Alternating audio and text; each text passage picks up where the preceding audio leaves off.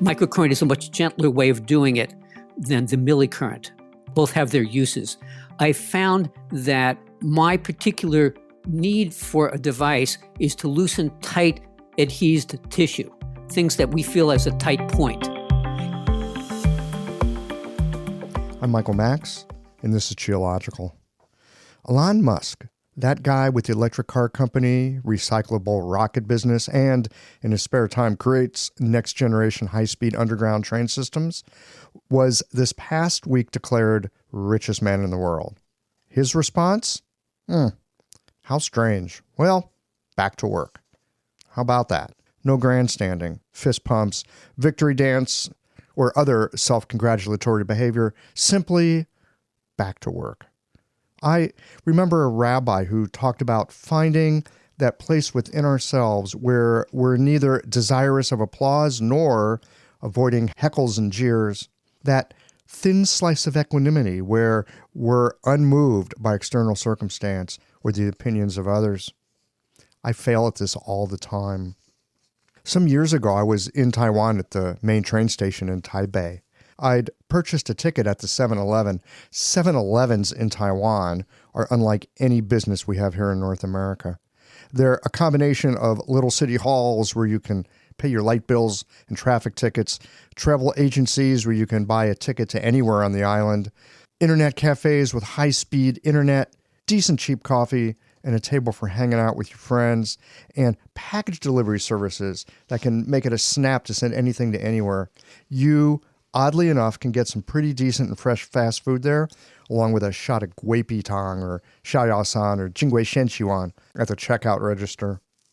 I had purchased a high-speed rail ticket that would take me from Taipei down to Tainan in the south, but I'd unknowingly failed to complete the transaction properly. And so I'm now in the customer service line at the main train station getting the problem sorted out.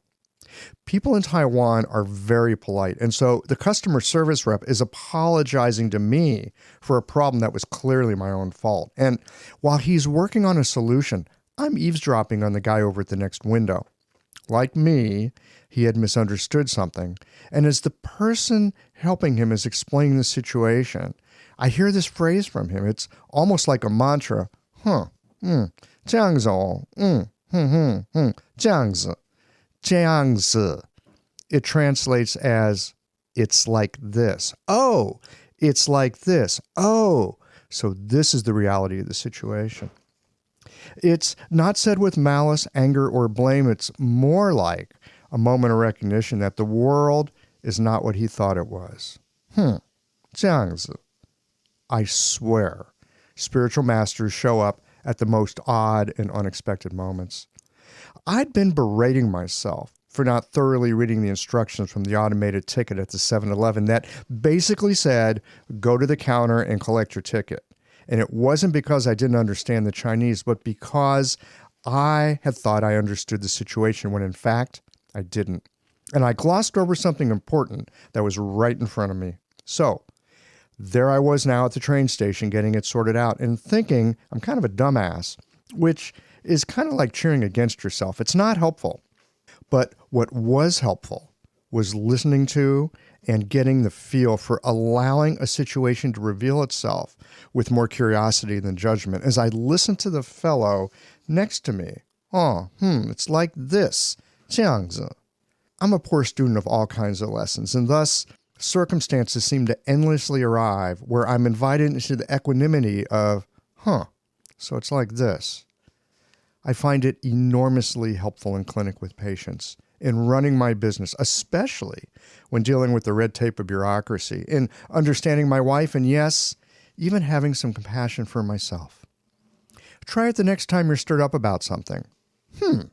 So it's like this. But the trick is to say it without blame, accusation, hatred, anger, or judgment. Simply, 这样子哦. It's like this.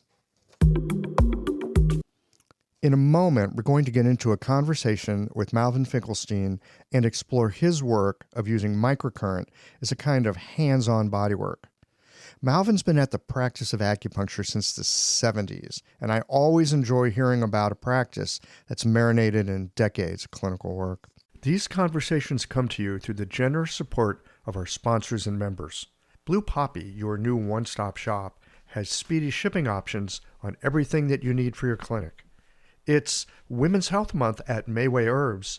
Check out the new website for learning resources on helping women with herbal medicine. Are you a creature of habit? How about making a change that helps your patients and the planet with AccuFast needles? And later in the show, raising your fees doesn't have to be a difficult process. Jane has helpful suggestions on making it easy and effective. And finally, have you considered that having a thriving, profitable practice is one of the most healing things that you can do? Julie Bear Don't Walk has, and she can help you do something about it too.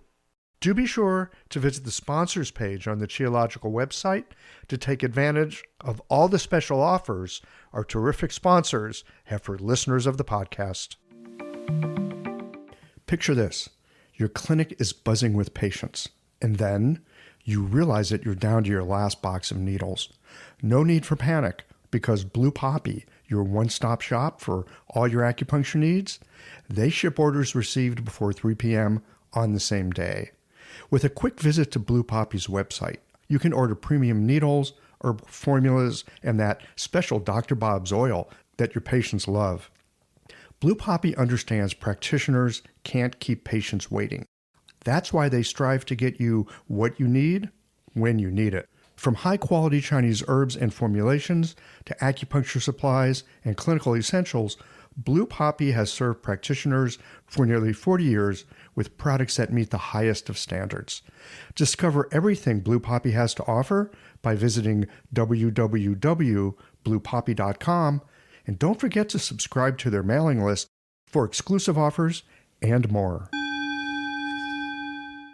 Hi folks, I'm Yvonne Lau, president of Mayway Herbs. May is Women's Health Month, and as a women-owned and women-run business, we especially love how Chinese medicine can support wellness through every stage of a woman's life. So in this month's newsletter and podcast, we're covering topics like PMS, pregnancy, menopause, and osteoporosis. We'll share expert insights and effective treatment strategies you can put to good use in your clinic. Our Plumflower brand line includes herbal tea pills, tablets, extract granules, and organic herbs, all of which you can find on Mayway.com, and where you can also find articles, videos, and other resources to support your practice. Since 1969, Mayway has been a trusted source for high-quality herbal products. In these challenging times, please know that we remain committed to keeping our products accessible and affordable so you can take care of yourself and your patients. As always, thank you for supporting Real Chinese Medicine. Daily habits and routines feel comforting, familiar, easy, automatic. That's the power of repetition. You've worked out the kinks and can do it with your eyes closed. But what if you shook things up? What if you ditched the old routine and tried something new?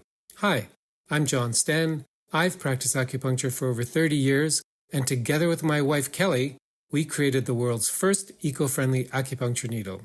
The AccuFast earth-friendly needle system cuts your packaging waste by 60 to 90%, depending upon your needle type, speeds up your needling, gives you more control, and best of all, while you're healing patients, we plant a tree for every 2 boxes your clinic uses. Thousands of acupuncturists have already made the switch. In just the last year, they've helped plant over 16,000 trees. Since we started, that number has grown to over 50,000. So break the routine. Be the change. Visit AccuFastNeedles.com. Your patients and the planet will thank you.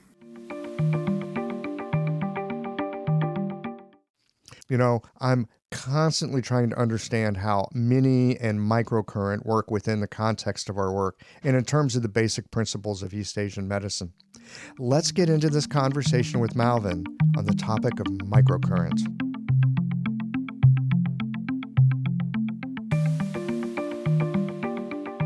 Malvin Finkelstein, welcome to Qiological.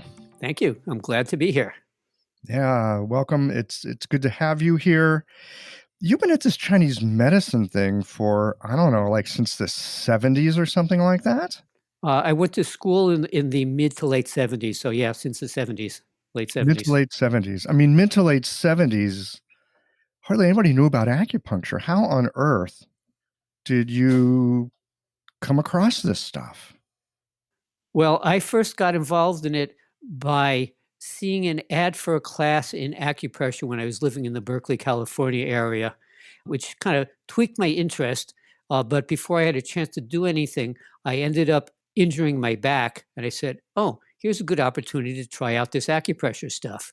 And I was unable to reach the acupressure person. And to shorten a long story quite a bit, I ended up finding myself with an acupuncturist. And this was in the very early days before acupuncture was even legal in California.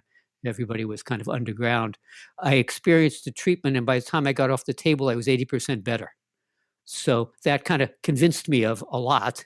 I then found my way to the acupressure class, went through the whole series, just loved it, loved understanding how Chinese medicine explained all these things that nothing else explained, loved doing it, went on, did a whole training process with that, and went on to try to find an acupuncture school, which at that point in time, there was actually only one in the country in Boston, the New England School of Acupuncture. And I made my way there and studied there. Wow. So from the Bay Area all the way across the country.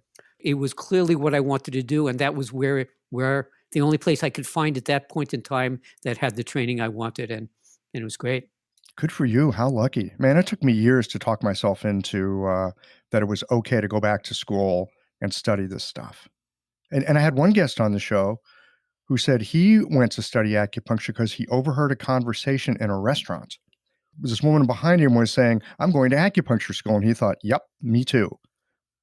It's so curious the paths that we take to get here. Yeah, well, actually, let me just give you a couple of interesting other parts of the path.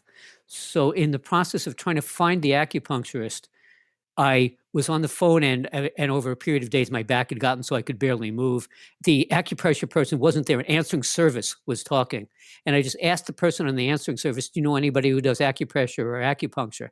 And they said, well, they got off the phone and they said, well, I happen to know this one person and I'll give you their number. I called them and they said, well, since this person told you about me, I was leaving town in 2 days, but why don't you come in tomorrow?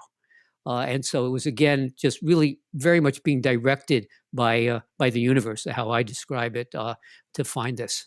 I would say that is not unusual, that there are these moments in life. I think of them as pivotal moments. Yeah, absolutely. Where something happens. It's almost like slipping on black ice, except you actually land on your feet, but you're like in a whole different space. The universe looks and feels different. Yeah. The universe just flipped me 180 degrees in a different direction from that event, and my life was completely different from that moment on. Where were you headed just before that? What did the 180 look like? I had fairly recently graduated from college. It was in the early mid-'70s in another economic downturn where there wasn't a lot of work. I was working part-time as a profession that no longer exists, a computer typesetter and a part-time musician. Typesetting. I remember that stuff. Yeah. Yeah. And you're still playing music, so that stayed with you. Yeah, I'm still playing music. I love it. Yeah. So I suspect you studied more than one stream of acupuncture over these years. And one of the things I know that we want to talk about today is microcurrent. How did you come to that? My original training actually was primarily in from Dr. Tinyao So, James Tinyao So, which by current terms would be called part of classical acupuncture, perhaps. It was definitely a family stream, as well as training from various other traditions. Ted Kapchuk taught us TCM, and we learned a certain amount of the British schools from the Van Buren School from a teacher there. Over time, I just studied whatever I could find, which meant studying lots of different traditions, including five-element Worsley and all sorts of other things. I got involved in the microcurrent part because it actually goes back one step before that. Since I had originally begun this whole journey with acupressure, my hands were really active in it. It wasn't just acupuncture. I had both of those components in there. Fairly early on in the early 90s, I studied with Mark Seam and various other people and learned about trigger points and things like that, which I integrated into my whole way of doing things. And at a certain point, I started taking classes in various forms of bodywork, acupressure, tuina, various other types of body work, and osteopathy actually at that point in time too. Discovered that there was lots of really useful stuff in all of those parts. And one other thing in terms of part of how I got to the microcurrent is I treated a number of my colleagues in different professions who, by use of their bodies in the ways that they had been working on their patients, had damaged themselves. I was very aware that since I was working on a manual therapy bodywork technique, I didn't want my hands to go. I saw an ad for a class in the microcurrent. And as you were saying before, there's these things that just kind of draw us. This particular method somehow kept drawing me, even though I had to really put a lot of effort into finding it. I initially went to my first class in microcurrent in Toronto. I'm in Eugene, Oregon. So that was a bit of a stretch for a CEU for me. Yeah, but you're the guy who leaves the Bay Area to go to Boston, so it's kind of in your wheelhouse. Well, I'm not so much now. I was devoted enough that I traveled anywhere to learn what I needed. I'm a bit past that in this age of my life, but ended up in Toronto, found the microcurrent, this particular kind of microcurrent, and I was amazed about how effective it was, how much it really loosened up any tight tissue in points. And then I started adding it into all of the bodywork stuff that I've been developing. All this time I'd been, learning things enough that I was doing them on my patients and seeing really, really positive results on my patients. Kept on integrating all of that in.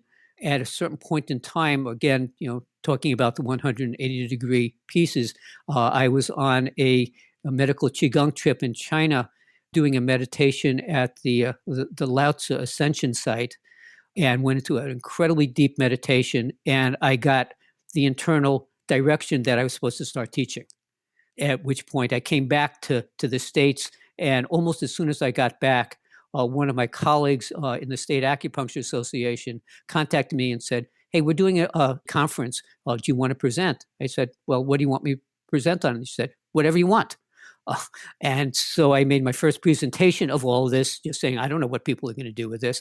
And people liked it so much that they wanted to learn more. And I spent the next year developing a whole teaching program for it and have been working with that ever since. Isn't it curious how this stuff unfolds? Very curious. Yeah, it really is.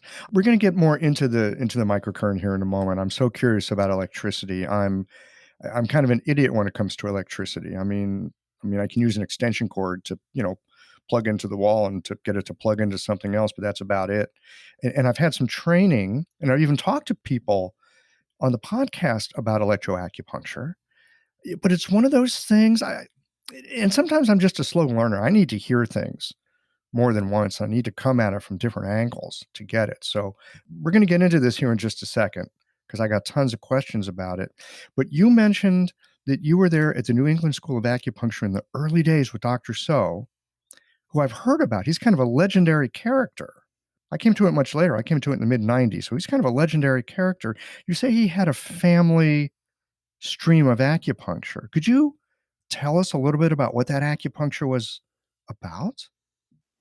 I'm not sure if family stream is quite the correct term. It wasn't one of the genealogical things as some of our acupuncture practitioners are, but he had studied very deeply with his teachers. Amongst other things, he at one point worked in missionary work in Africa, treating hundreds of people a day, getting lots and lots of experience, and developed his own very unique style and way of working with things, which was really, really effective. He was also one of the people back in the days, slightly before me, if people wanted to learn acupuncture, they had to leave the US and go somewhere else. They had to go to Britain, they had to go to China. Some of our elders went to China looking for a teacher that they could bring back. And this group brought back Dr. So. They eventually settled in the Boston area. Anything in particular that you still recall from the methods that he taught? That it sounds like much of it he developed on his own, just because he had background, and then he had the fortune of a lot of experience in Africa. A good chance to really see and treat lots of people and learn from experience. Anything in particular about his methods that? Well, he did have considering what else is out there, a fairly unique style. He didn't leave needles in. He did very, very strong stimulation of points. and got lots of chi, was very precise about his point location, and got very strong stimulus. So strong that if you didn't have a fairly intense problem, it was almost too strong for people. But for people who had serious things, he just did miraculous stuff. That's kind of the kernels of very precise, strong stimulus, and just very effective. Yeah. All right. So microcurrent. Could you tell us what microcurrent actually is? I mean, I know that there's these machines that people use for electroacupuncture, but we're talking about something different with microcurrent, aren't we? Well, we're talking about a variation of it. There's millicurrent and microcurrent. Most of the acupuncture machines and TENS units are operating on millicurrent, which is a certain intensity. A microcurrent, as you can imagine, is a micro amount of that. It's about 1,000th as much intensity. So it has a very different physiological effect on the body. From my understanding of it, it affects things on the cellular level to get cells to heal better. There's a little bit of research that I've seen on that to actually demonstrate that. The thing that was most noticeable to me, I've tried lots of different electro machines over the years. When I found this particular type of machine called the Dolphin NeuroStim now, and a different name back then, it did more for what I wanted to than anything else did. With any of these types of currents, millicurrent or microcurrent, there are multiple different frequencies that one can use that have different effects on the body. And there's lots of different machines and different systems that do all sorts of things, and certain frequencies are equated with particular parts of the body, particular disease states, and can be used really effectively for that. Microcurrent is a much gentler way of doing it than the millicurrent. Both have their uses. I found that my particular need for a device is to loosen tight adhesed tissue, things that we feel as a tight point. And this particular machine seems to do that better than any of the other machines, partly because of the frequency that it's set at, which is about 2.5 hertz in a microcurrent manner, what they call a square wave. It has a fairly small probe tip, about the size of a ballpoint pen, for people who remember what a ballpoint pen looks like. They don't not in use anymore, so who knows what people know about that. Got one right here. Yes, I see that Well, there. old school.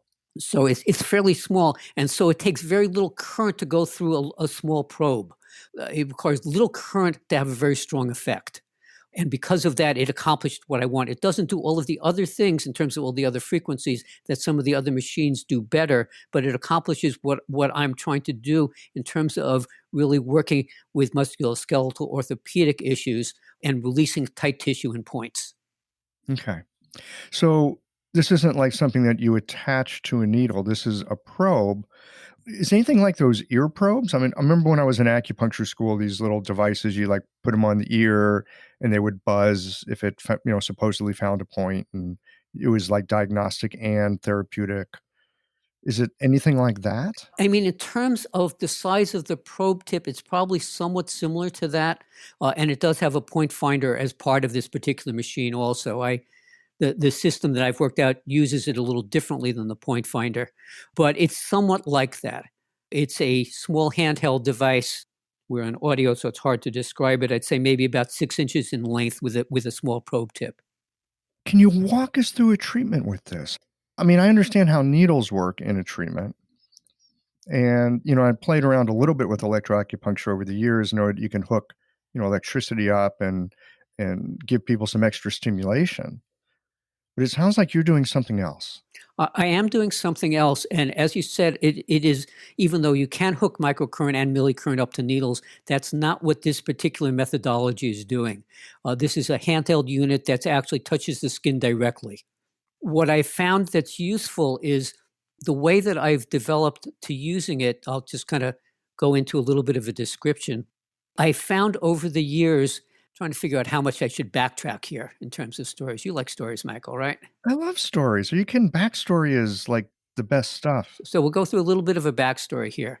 So back a bunch of years ago, a few decades ago, I was involved with the NCCAOM, then called the NCCA, and I was the chairperson of the exam committee and ran the exams and developed the exams.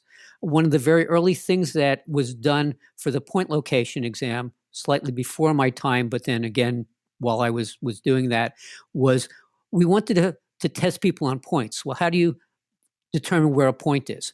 So we gathered a group of experts from all the different traditions, Japanese, Chinese, Korean, French, European. We brought them all together in a space, asked them to find points, worked out a system with little reinforcements and black light pens so they weren't seeing what they were doing, marking it all, to see, well, okay, where are they going to put a point? When they did all of that and then they shone the black light on it, everybody was completely blown away, because even though we all think of a point as being a very small thing that an acupuncture needle goes into or a finger goes into, that these points were anywhere from a dime size to way bigger than a silver dollar. And so they did lots of checking in, and they redid the process. They asked people to make sure that they did them where they did them, and threw out a few of them, but basically came up with not the size of a needle, but a much bigger size, varying on the different points, of irregular shapes. Also, they weren't round. They were all sorts of different things. And each person said, "This is where I've been doing. This is where my teachers taught me. I've been doing this for 50 years. This is where I teach everybody." And someone else said, "This is where I teach it," and it wasn't the same place.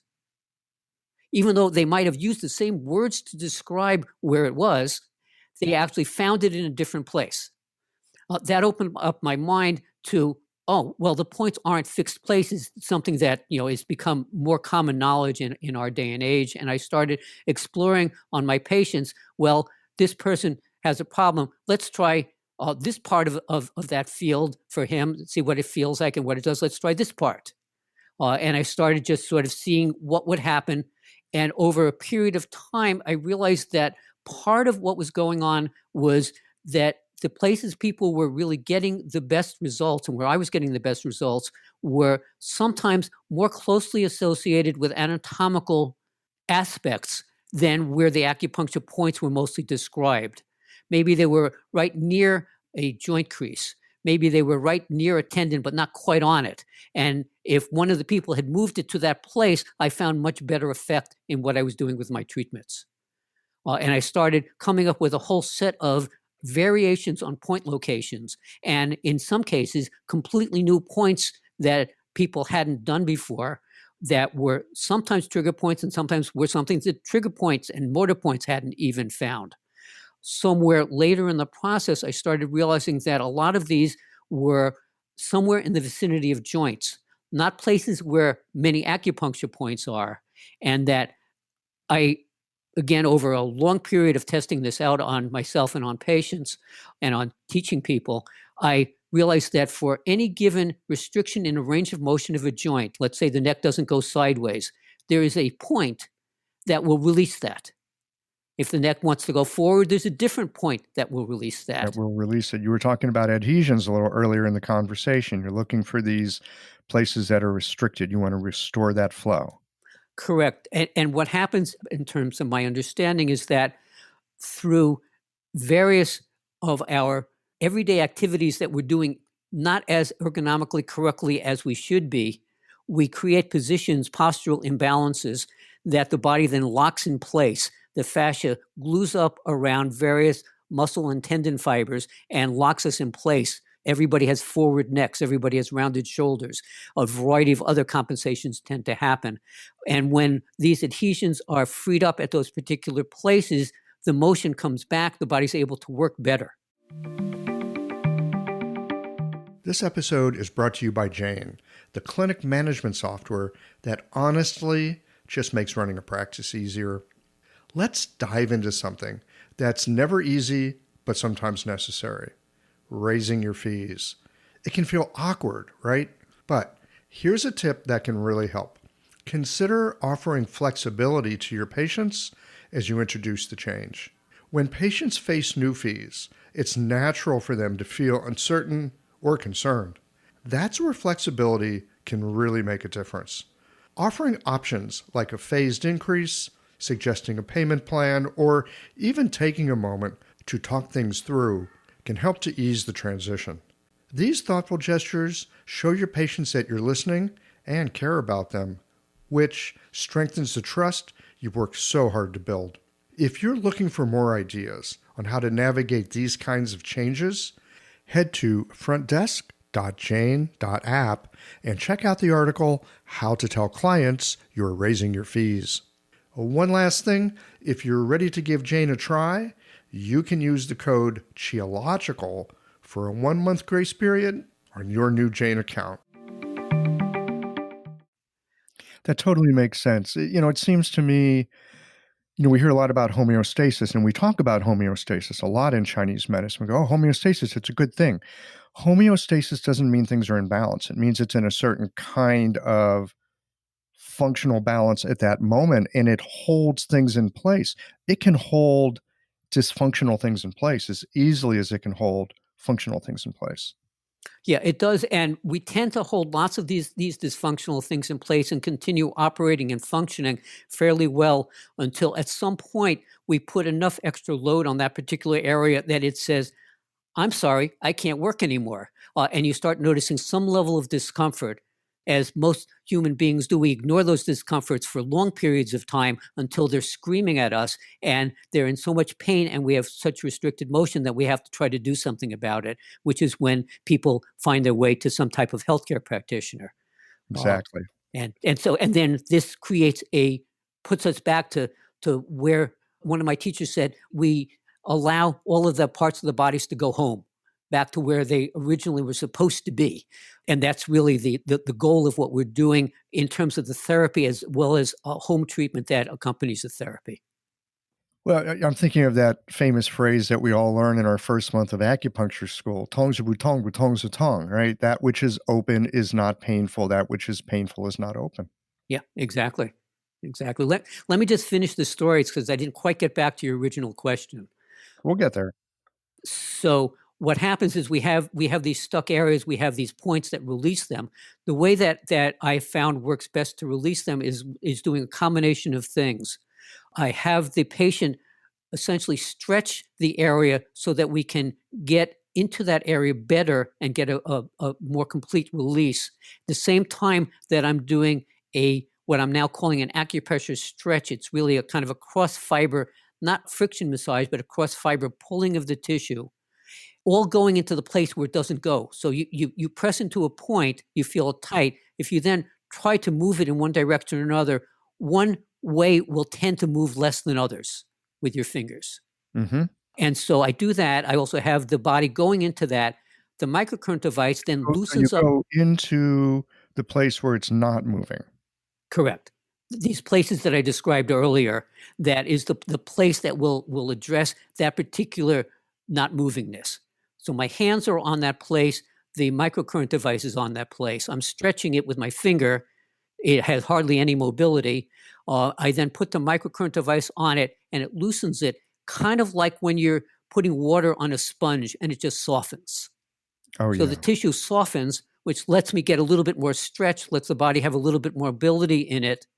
Then I'm able to get a little deeper into it. And one of the advantages to this way of doing it as opposed to needles is that the tissue on the next deeper layer, sometimes it is at a slightly different angle.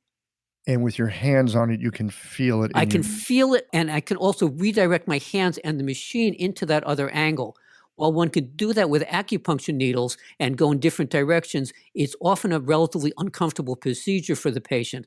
This is much less uncomfortable and much more tolerable. There is sensation. People get used to the fact that strong sensation is useful because it releases. So we go layer, next layer, next layer, next layer, until we have that area working properly as much as we can in any given session. Sometimes it takes multiple sessions to get an area loosened up, and we do the various regions that we need to get that particular area working properly. But it sounds like in real time, you're getting some sort of change because you're able to go from layer to layer. Of course, sometimes body needs time to unwind, right? And you don't want to give it too much. A friend of mine likes to say, you don't eat all your meals for the week on Monday morning. Just to tangent a little bit on that, each person has their own threshold of what type of stimulation, how much and how long they take. And if you address that and give them what they need, it works better. It's why I think there's so many different styles of acupuncture, from the really gentle Japanese styles that are either not touching or barely touching to the really deep, intense trigger point stimulations. Different people need different things. And if you give people what they need, it works better. If you give them too much or too little, it doesn't work as well. I am constantly coming back to one of the greatest spiritual texts of all time is Goldilocks and the Three Bears. Yeah, right. I hear you. I understand it. You got to get that right porridge there. So it's interesting. You started off in the beginning attracted to this course on acupressure.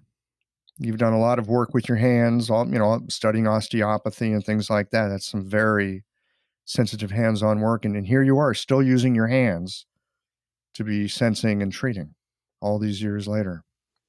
On that particular note, I'm going to say something that's going to sound perhaps a bit heretical. This particular method of releasing a given point on the local areas works better than acupuncture in that area. Because we're releasing the tissue in multiple directions, we're getting layers, and we're doing gently enough that patients can accommodate it. You asked about assimilation. Very frequently, as soon as we release an area and get the ones that are really the key parts, and sometimes it takes figuring that out a little bit, the range of motion comes back instantly. It's not waiting for a few hours or a day, as it often is with acupuncture, for things to change. You get immediate feedback, which also gives you the feedback about what parts were the ones that were really important to treat. So in future treatments, it educates the practitioner in terms of what parts need additional focus. I don't think it's heretical. I mean, we know acupuncture is helpful. It's not the only thing that's helpful. It certainly has its place. But I have found over the years that sometimes I'll be looking for a point to see if it releases something, right? Maybe I'm working with someone's neck and I'm down there working on their ankle and I found some nodules or something that's gooey or, whatever it is that's got my attention. And I'll just go into it with my finger, right? It's just like, I'm going to interact with this tissue here and see what happens for the patient. And sometimes they'll get a not small response. And I go, great. Now I'm going to stick a needle in that thing. And I put a needle in, I do all my good needle stuff as best I can, and it's not as good as my finger was.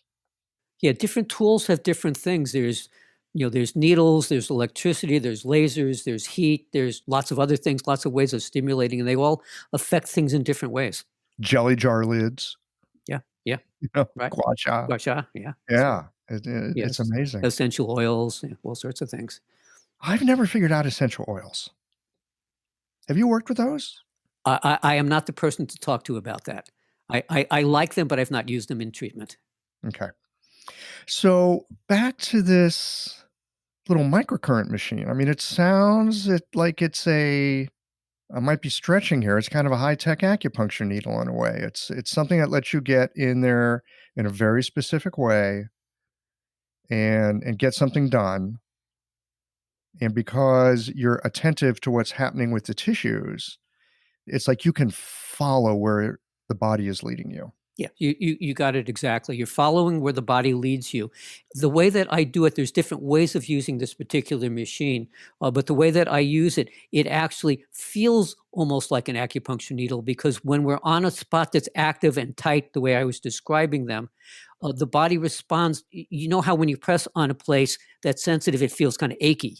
When the microcurrent device gets to this tight place at just the right angle where it's getting into the tight tissue, it will feel sharp. It will feel a little bit like a needle is putting in. I always describe to people that I'm really not putting a needle in. I show them the ballpoint pen. We're really not putting a needle in, but it feels sharp. And that lets us know that we're on the right place. The stronger the sharp, the tighter the tissue. And it also has the effect of occasionally having a sensation radiate from that area to another area, similar to how acupuncture needles will sometimes do that. So again, very, very similar in terms of feeling. So even though it's microcurrent, which should not be notable in terms of feeling like there's electricity. Getting in with this thing at the right time in the right way, it will have a response like a needle would. I've had on occasion using a Teishin needle, not always, and I don't do it all the time, but I've played with them over the years. And on occasion, I've had someone that I've been working with, and I've got a Teishin needle. The thing is on their skin; it's not in them. They're like, "You said you weren't putting a needle in me. What's that big needle doing in me?" So it's really curious how the body will sometimes respond to these very, very, I don't think delicate is the right word, but just these, it's almost like a homeopathic dose of stimulation. And I agree with you, Michael, and I'm not totally sure that that's what's happening with the microcurrent. I think it partly is because it doesn't feel homeopathic. I mean, well, of course, homeopathic, you get huge effects from those things too. The sensation is so tangible. I mean, I guess it's similar to what you were just talking about with your Teishin needle, but when you get that right angle, it's very noticeable. It doesn't feel electrical at all. I mean, there's no buzzy, pulsy type of effect most of the time. Occasionally, there's a little pulsing, but it will feel sharp or hot as the reactivity. And it seems to me that people who really like doing hands-on medicine, they like putting their hands on people. They like following what their hands have to say and using their hands diagnostically and therapeutically at the same time. It sounds like this would be a really helpful thing to add in there, at least to play with and see where it takes you. Absolutely, absolutely, and it's also really helpful, I think, because it produces such quick positive results that whenever patients come in, they're coming to see you or anybody else or me, and they're trying to figure out, well, is this person going to really help me? How fast are they going to help me? How slow are they going to help me? They don't really have very much confidence. Maybe their friend told them about us or whatever. But if we make that connection where I explain everything to them, I tell them what I think is going on, what parts are happening, how I'm going to treat them, and then I do something and they feel it be different, they've just started believing in me. And anything I do from there on in is going to have much more acceptance and hence work better. So it's a really useful thing for anybody who is trying to begin their practice or move their practice forward in whatever it is, to be able to add something like that in just because it gets that quicker feedback. Yes. Well, here's what I have found about patients and acupuncture. Patients don't care about acupuncture. I mean, they really don't. We like acupuncture.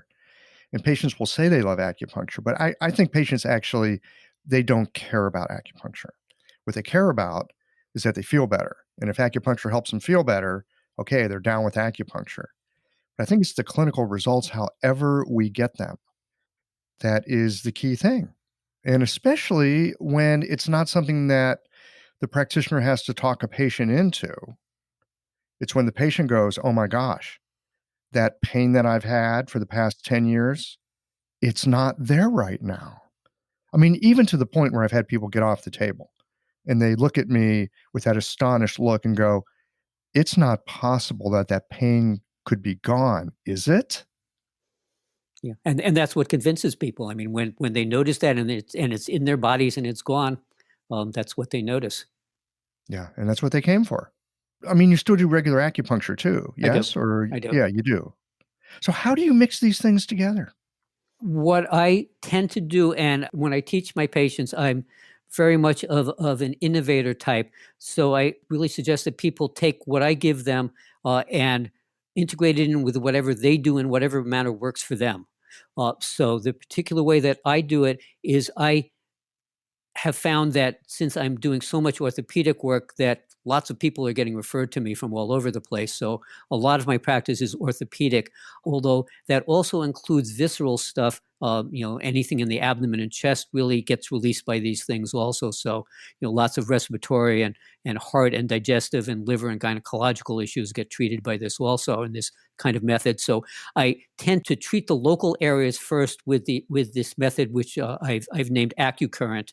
And then I will I will do acupuncture on usually distal points, other underlying constitutional points, to basically get a relaxation response, because I find that whatever therapy one is doing, if you give the body at least a few minutes to rest and assimilate, it works much better. Everything we do in life tends to be active in doing, including doing acupuncture, including doing Accurrent. But giving the body a chance to rest, which is what happens when the needles are left in place, really enhances the effect. And then I use the acupuncture on those particular places. A long time ago, I used to sometimes put needles in those places also to get a deeper release. But I found that at this point, I'm getting as much release on the local points as that person can handle.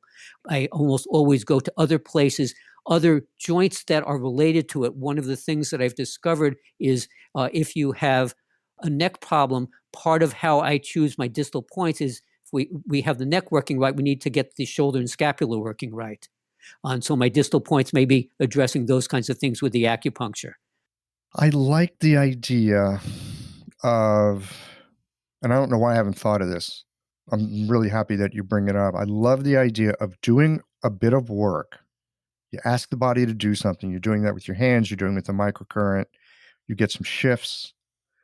And then rather than like, okay, done, see ya, you invite the body to take a moment, rest, fall into coherence, consolidate, kind of marinate, let it in. And I swear to God, the best steak in town is the one that my wife makes. I don't know how she got so good at cooking steak, but she's got this way that she like cooks it in a skillet, and it's like ridiculously delicious. And the thing that really makes it good is that she lets it rest for like 5 minutes before she serves it up to us. And it makes all the difference in the world. Yep. Yep. Assimilation is really a key thing. It's something we're totally lacking in our culture. We're constantly doing. We don't ever let ourselves be and take it in. Even when one does yoga, one's doing yoga poses. If you let yourself rest afterwards, and in the savasana corpse pose, you're getting that assimilation in. But so many things, we don't even do that. And it makes a tremendous difference. It's when the body really assimilates it in. It's when it comes into the parasympathetic system. It's when things really integrate deep on a cellular level. It builds the yin. We're moving the yang, we're moving the blockage and all the other stuff, but we're letting the yin get built. We're letting that take in on that deeper level when we're doing that other activity of just resting and being. I think anybody listening to this could not help but agree that if there's anything we're missing in this society, and maybe actually one of the benefits that COVID-19 has brought us, is more yin, more rest, more stillness, less doing. I agree. There's one other component of all of this that just takes it to the rest of the cycle, which is post-treatment care. One of the other things that I find that it's most lacking in patient care is that we cause most problems with certain activities that we do in certain ways. And if we loosen the body up and we go back to those same activities in the same ways, we tighten right back up. How often does a practitioner find that they treat someone, they get a really good effect during the treatment, the patient comes in the next time, how did you do? Oh, I'm in such pain. If you think to ask the questions, well, what did you do? Well, I felt so good that I just did a ton of whatever it is I used to do, and it just made it worse. So teaching patients how to not overdo their activities and talking about ways of shifting how they're positioning their body and ergonomics really is one of the things that many patients come to me who have been treated by lots of other practitioners of various different types. And when they start not aggravating, not overdoing, all of the other treatments start working better, whatever else they're doing. Well, it's kind of like that old joke about, doctor, it hurts when I do this. Well, doctor says, don't do that. Which is funny. But to some degree, there is a bit of truth in it. I can echo that in my own experience, especially with athletes and other people that musicians, my God, dancers. They're tough because once they start to feel better, they want to go back to doing things at their usual 120% way of doing it. And I will often tell them, look, you're better now, but you're not all the way better yet, even though you feel like you are. I would encourage you to go out and do what you do at 70% of what you feel like you can do. Not 70% of what you can do or think you can do, 70% of what you think you can do in this moment.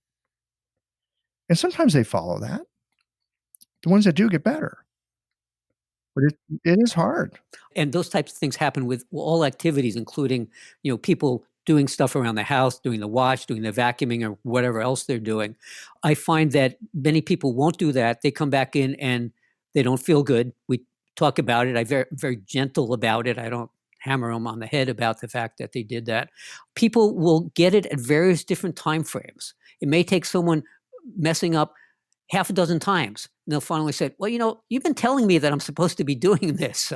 And then they finally start learning. And I actually get people going way lighter than what you described to really get the positive effects. But it takes a while to get people into that frequently. Having a thriving, profitable practice is one of the most healing things you can do as a healthcare practitioner.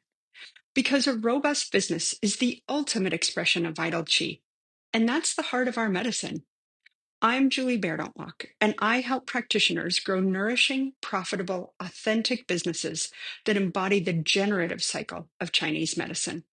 This isn't about all yang all the time. It's about expanding your own internal capacity, growing collaborative relationships with your patients for ethical patient retention, and marketing as an extension of this medicine, not a necessary evil.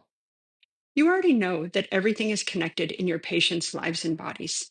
The same is true for your business. When we align your systems, your schedule, your pricing, and your offerings with you, we create flow, which means more spaciousness, more impact, and more joy. When you are in the flow, fully resourced in terms of chi, time, and money, your business becomes a source of healing, not just for your patients, but for you. Let's grow something rooted, radiant, and real. Visit lifeflowconsulting.com to learn more. It really does, especially in our go-go world. You were mentioning that you can use and that you do use the microcurrent in your method here with visceral work. When I hear the word visceral, I often think of like that osteopathic visceral work, right? Where people put their hands on, like, move livers around and stuff like that. When you're doing this work on the viscera, what are you doing? It sounds like you can help people with their breathing. You can help with cardiac issues.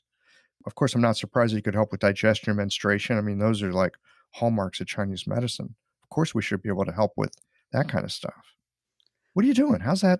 We're basically taking some of the principles that come out of osteopathic visceral manipulation and integrating them into this particular system. I do the same thing with cranial work on the scalp and on the head. We're basically doing similar types of things. We're feeling tissue move underneath our fingers where it's tight.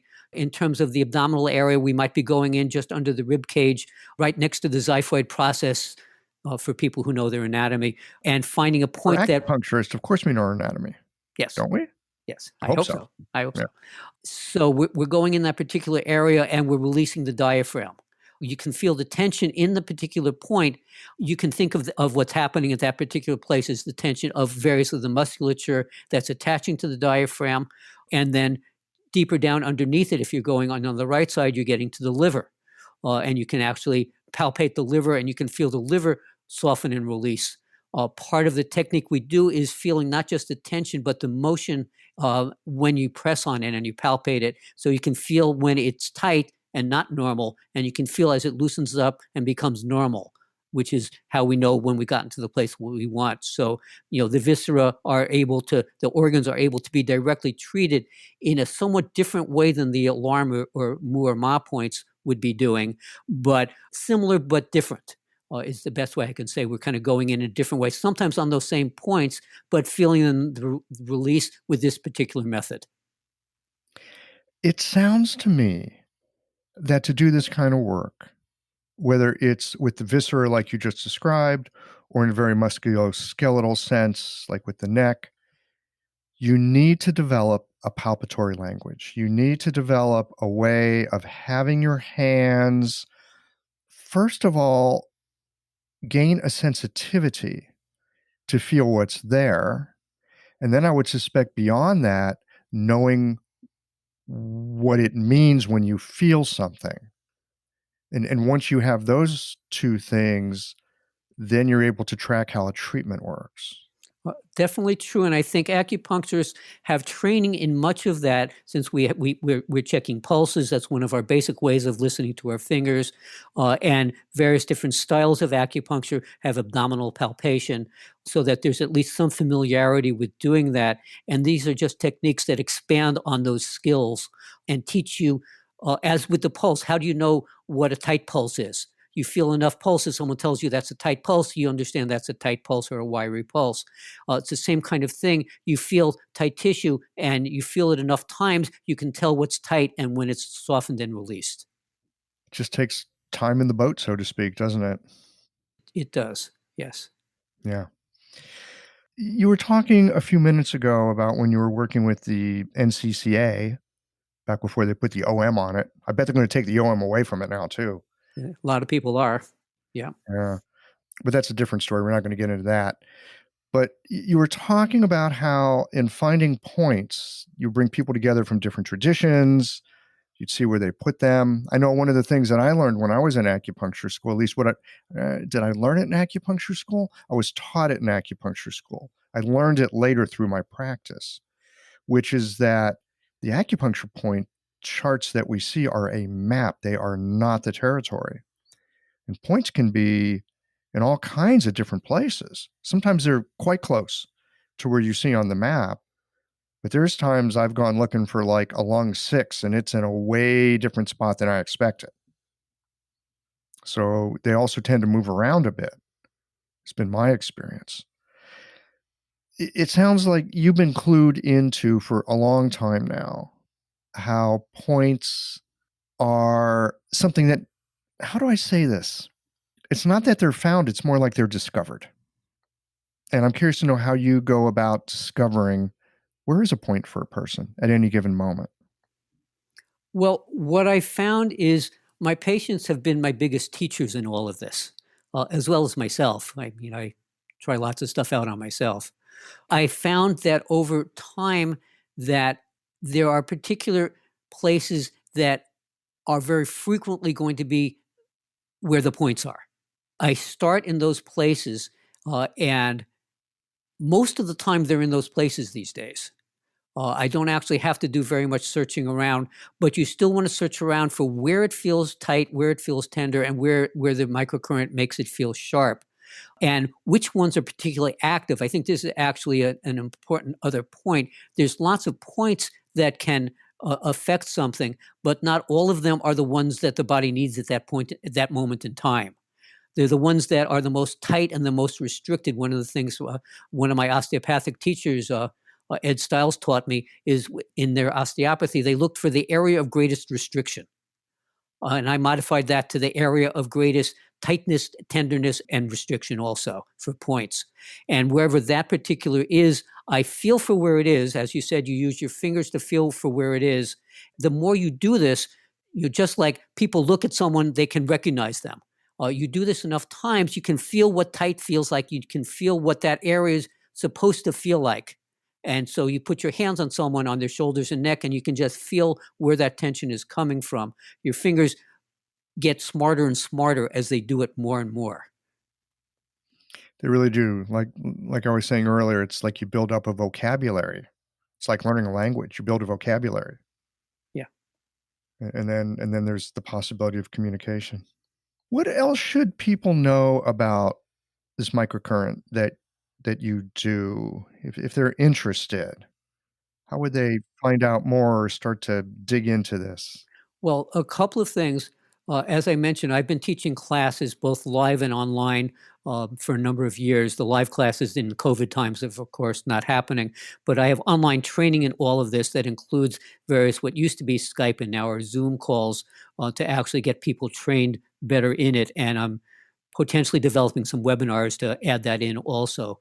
You can find that on my website, which I don't know whether I'm supposed to mention it or whether you're just going to have it listed there. You can mention it. We'll also put it on the show notes page so people can just jump right to the website and click on it.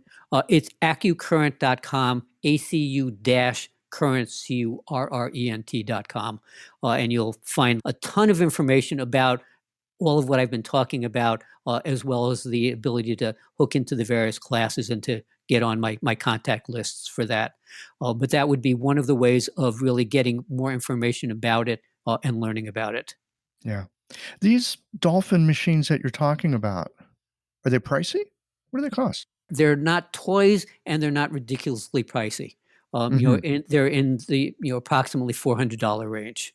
Oh, that's a reasonable amount to spend on a good tool.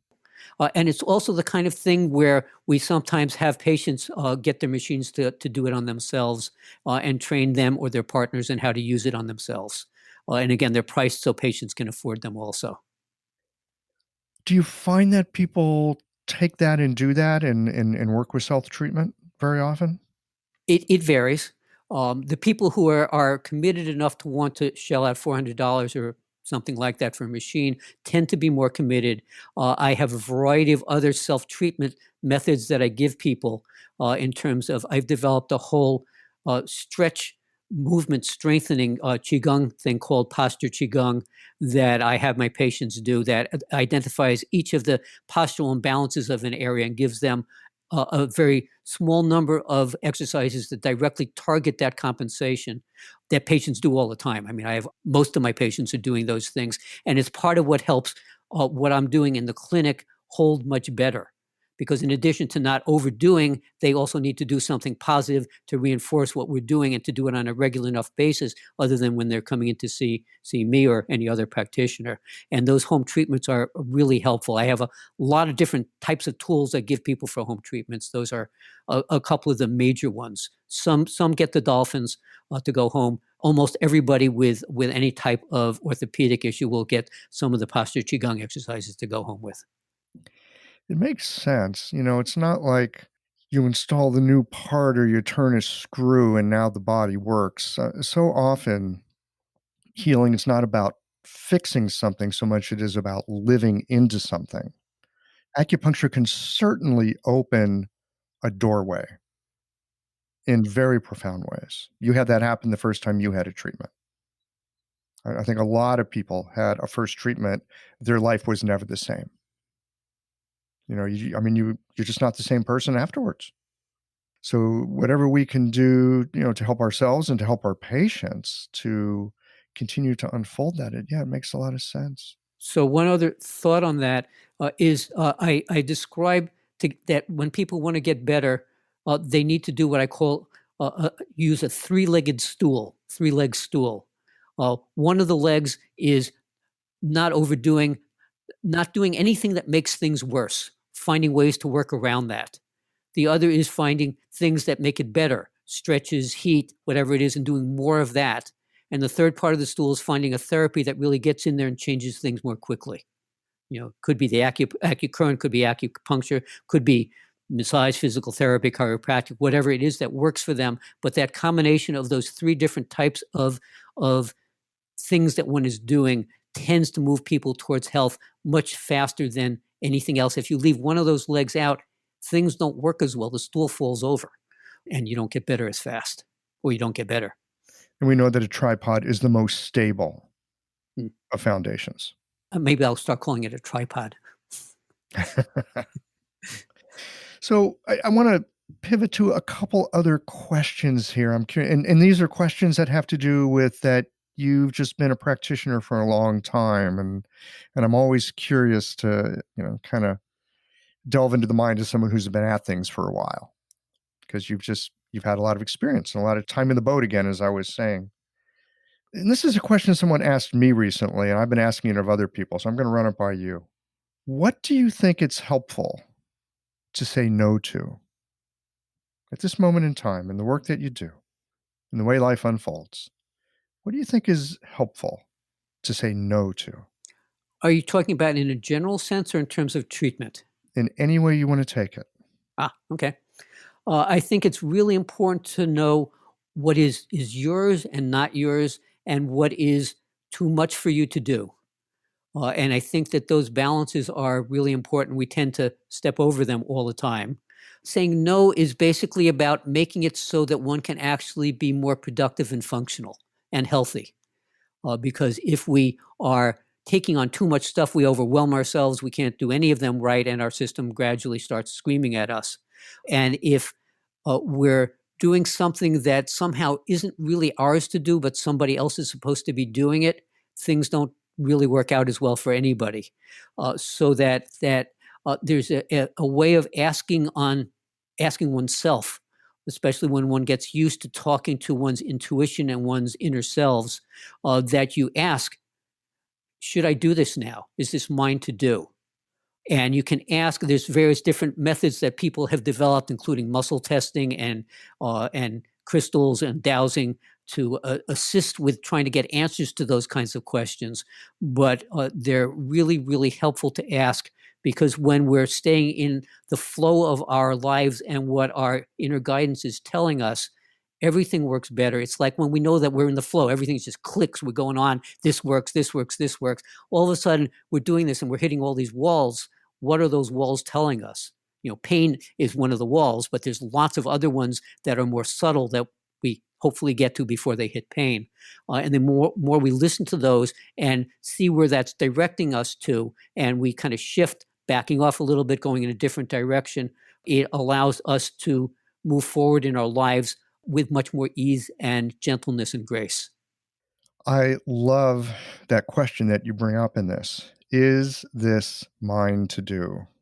Oof, man, I heard you say that and I was thinking I should probably write that out and put it on the wall. It's a great question. And I don't think I need a crystal or any kind of anything to decide, any of that. Just asking that question feels like a kind of a reset. It's just a little reality check. Yeah, it's a stepping back from the moment instead of just barreling ahead and doing things. Is this mine? You can do that with whether you should do an acupuncture point. As you're about to do the point, is this the right point? That principle works on many, many levels and layers. That's great. I'm looking forward to using it. And then the other thing I'm curious about is, in our profession, there's a lot of concern, new practitioners coming along, how they get trained, and more importantly, how they get a practice up and running. What do you think students of Chinese medicine need to think about now so that 10 years from now, they'll have a firm grip on a practice? Well, I think getting a good practice has got several components. One is getting the right training, which presumably they've gotten enough of in their acupuncture school. And then it's really learning how to put that into effect and knowing that it works. I think that's one of the interesting things that happens for practitioners when you begin, you try something, you say, well, I've seen this other person doing it, but if I do it, is that going to really accomplish what it did for them? You don't know. You don't have confidence behind it. And that confidence or lack of confidence has a big effect on the treatment. Because someone who has been practicing a long time knows what works. They do a little bit of stuff. They know it's going to work. Most of the time it works. Nothing works always. When I started out, I just didn't know. So it's just doing things enough, watching people enough, watching enough people who have those skills and trying to kind of almost be them for a little bit of time. What would that teacher do in this situation? How can I be that teacher? How can I have that teacher be inside of me for this moment of time and do that and feel that confidence so that you get to that particular place where you are able to do that? That and having skills that get the patients to know that you're working, like you said, Michael. Someone gets off the table and they're better. You see those things happening, that gives you the confidence. Those kinds of skills, learning techniques like what the Accurcurrent does that gives you fast results is a piece of that also. But a lot of it is really just gaining that experience, getting that confidence, and watching other practitioners, watching your elder practitioners who've been around for a long time, being in their clinics, seeing how they do things. I think that really goes a long way towards assisting getting to that place. This is something I think is really missing in our profession. As students, we get a lot of opportunity to watch other people work. But once we're in our own practice, it's rare that acupuncturists hang out in a clinic with one of their peers and just like work together and watch each other. I mean, most of the learning that we do is from our patients and our own experience. And yet it seems to me that having an opportunity, of course, to work with someone who's senior to us, there's things that we can learn. But I'm thinking it might be helpful at whatever level we're at, if we could have a chance just to sit back and watch how someone else works. How do they approach their patients? How do they answer certain questions? What questions do they ask? How do they touch a person? Are they like outward with their energy? Are they more receiving with their energy? There's just so many different ways that we all have of working. And sometimes we don't even know what we're doing in clinic. And I don't mean that like we don't know what we're doing, like we're ignorant. Sometimes we're actually quite competent at what we're doing, but we don't know we do it because it's just kind of a conscious or an unconscious competence. Intuitive. Yeah, it's intuitive. And so to somehow see other people work, I've just found this for myself. I'll have things reflected back to me and I'll go, wow, that's a really powerful thing to do. And then I'll realize, oh, I also do that, but I do it in a slightly different way. Yep. No, I think that's true. I mean, that peer-to-peer and being able to discuss things and say, well, why did you do that? What works? How do you do that? And the watching is really, really useful. Yeah, and I think it happens in the moment and in the room. I mean, we can have conversations like this. You can demonstrate things online. You can demonstrate things in class, but there's something about like being in the room where it's happening. Something else comes through. Yeah, one part of my training is I offer all of my students the ability to follow me around, to come down to my clinic and do it. And virtually every single person who's done that has been so raving enthusiastic about what they've gotten from exactly what you were talking about. The fact that they can just feel, a whole different level of how everything works. And doing that with any system and any other practitioner is really useful. It's enriching. Well, Malvin, is there anything else that you would like to share with the listeners today before we say goodbye for the day?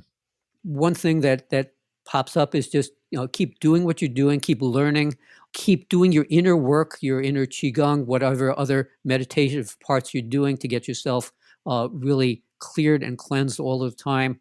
If anybody wants to learn my particular system, I'm really happy to share with you. I'm this stage of my life, I'm just into sharing what works for me, and anybody who wants to get that, I'm happy to share it with. Great. Well, thanks so much for your time today. Thank you, Michael, for having me.